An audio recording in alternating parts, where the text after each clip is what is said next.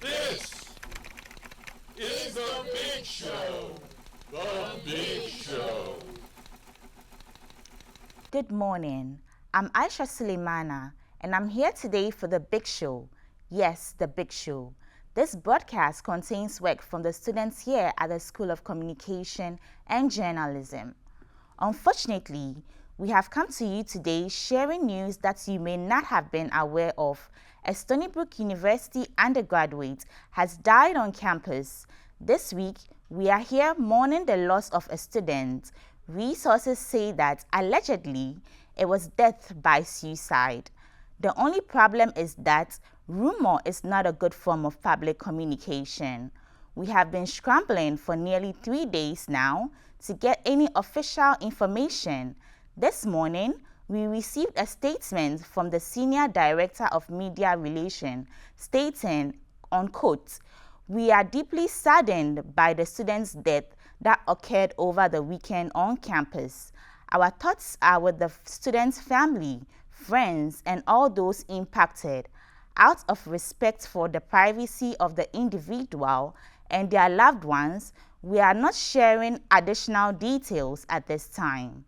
Until now, students learned this tragedy only through Reddit, Yik Yak, TikTok, and Facebook. Students have been left with more questions than answers on the situation.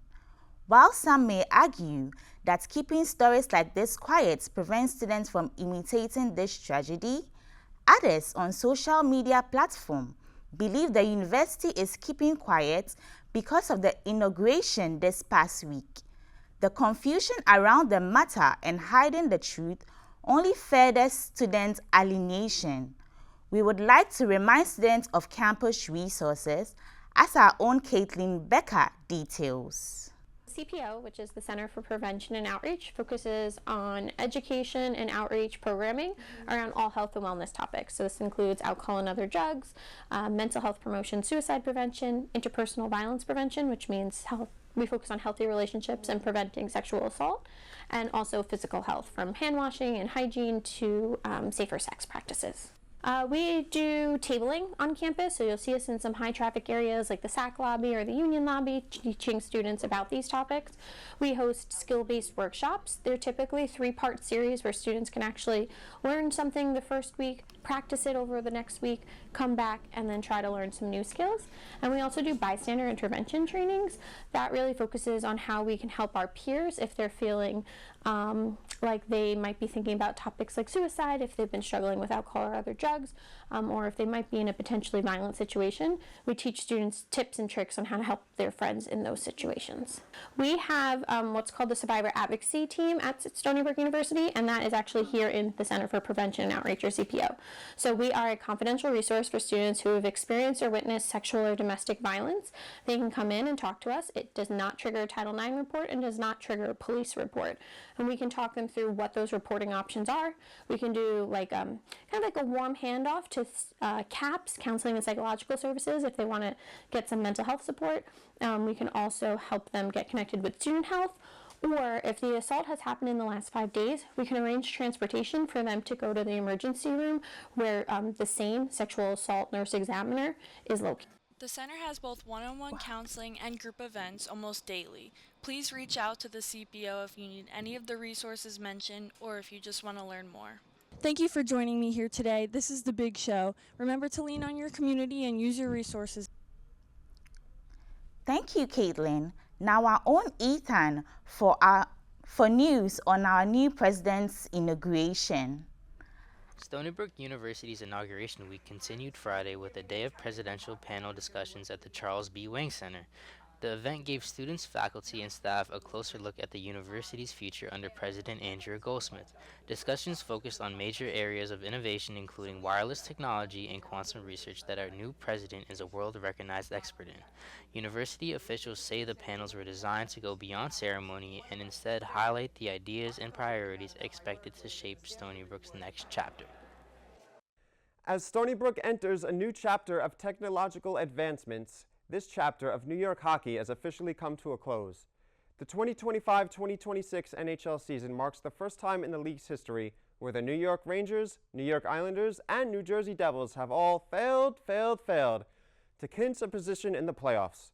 The New York Islanders would play their final game at home Tuesday night, where they faced Metropolitan Division leaders, the Carolina Hurricanes.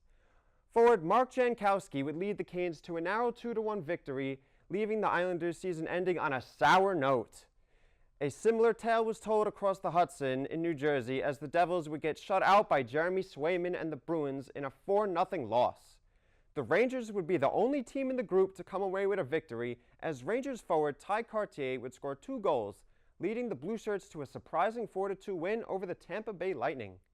New York sports fans would continue to have a bitter week, as the Yankees have shown signs of struggling in the early season.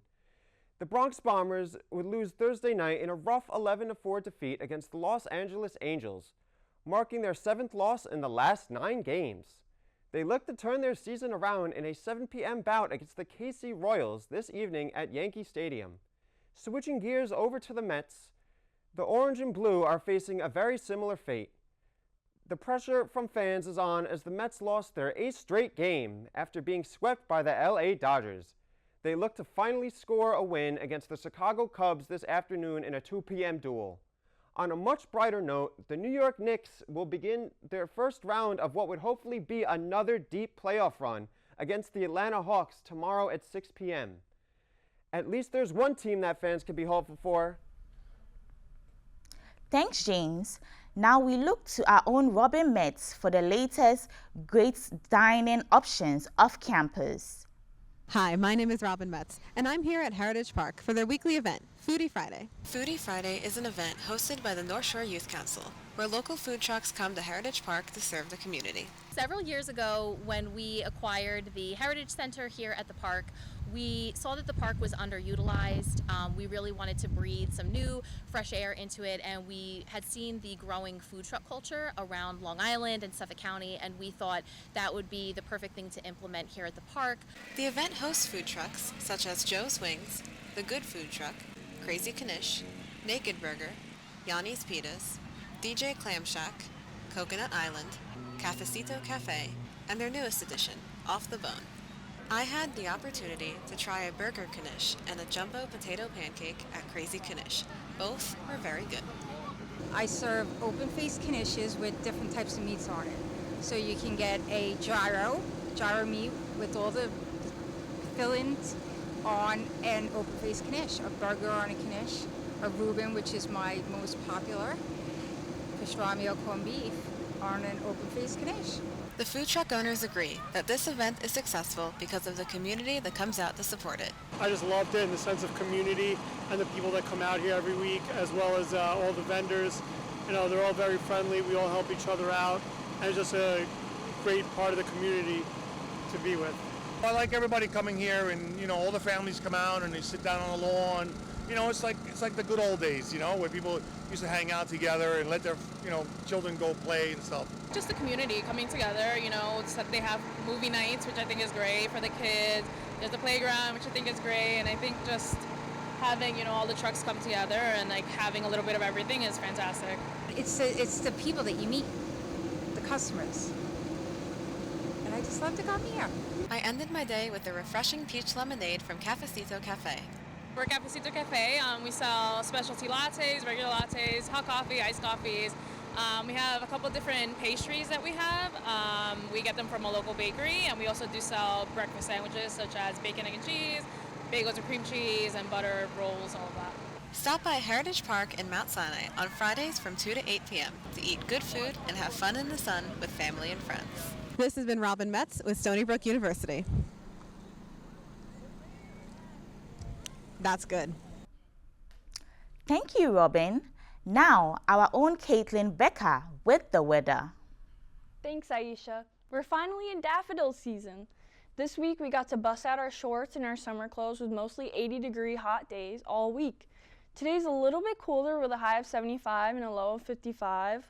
This weekend, we should expect a nice, cool Saturday in the 60s and a rainy Sunday with a high of 55.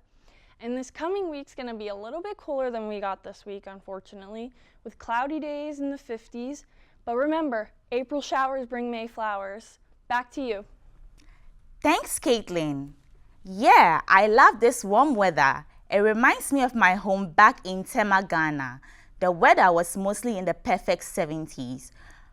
As for more upsetting news, my deepest condolences go out to the friends and family of the students. We hope to get brighter news for you next week. Till then, it's been Aisha Suleimana.